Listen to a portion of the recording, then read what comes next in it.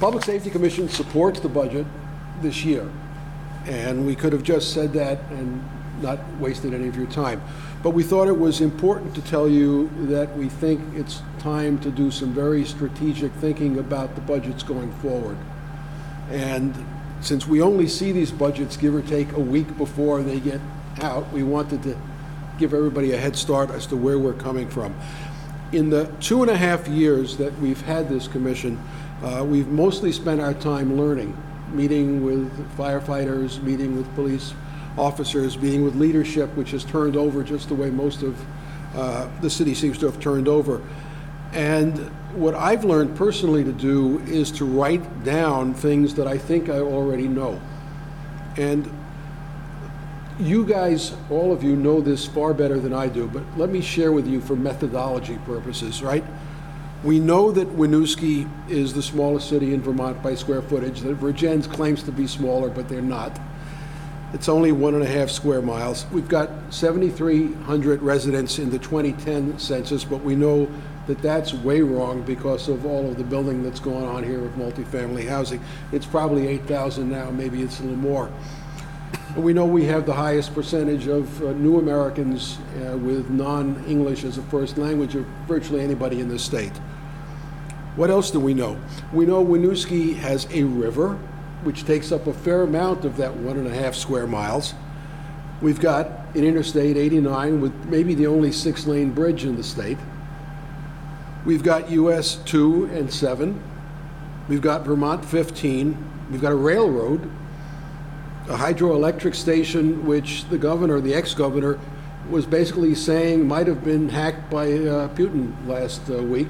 And that dam was pictured in national press everywhere with a label on it for Winooski.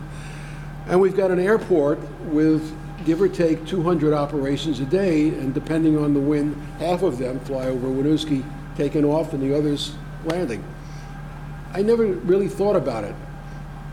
Since the last census, we've added, and I'm sure leaving out a bunch, City Lights, the Cedars Retirement Community, Millhouse, River Run, River House, CCV, Cascades, and Waterworks reopened, and David is doing over 200 plates an evening.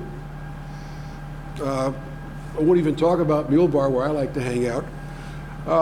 We've got a farmer's market, a truck stop, Waking Windows, that odd German car event, lots of other things. And I'm not sure when Spinner Place or Keene's Crossing came on, but it's in that general area. During the time that all of these phenomenal things have happened here, and the reason I live here after living elsewhere in Chittenden County for 30 years, we haven't addressed yet, because we didn't have the ability to address the consequences of all of that development. Okay?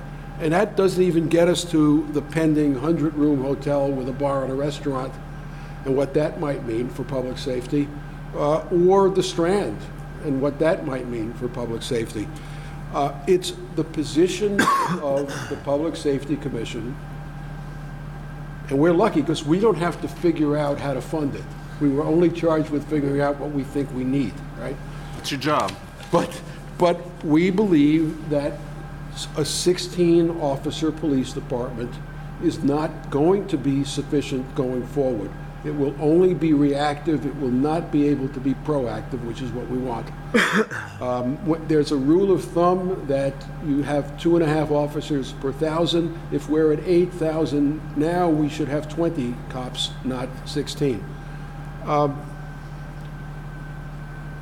We also think that the fire department is doing an extraordinary job. We just watched them, didn't we? But it too needs additional personnel, and it's in this unusual hybrid volunteer but part-time employee mode. And clearly, to get the kind of coverage that we're going to need to have more of these per diems or some other kind of more full-time pay than we've had in the past. The other things that go along with the additional staffing that we believe are needed are facilities. Police station is in the basement of City Hall, and our cops share a bathroom with people they arrest. The firehouse, where we're trying to have people here, not just on a cold, nasty night like this, but year-round, doesn't have a bunk room. And if we get that ladder truck that John referred to, that some people, especially those of us who live on top floors of apartment houses, think we need, there's no place to put it here. It won't fit. So we probably need a fire station, and whether spending money for the roof is a good expenditure, that's your call. But we need a fire station if we're going to have these additional pieces of apparatus.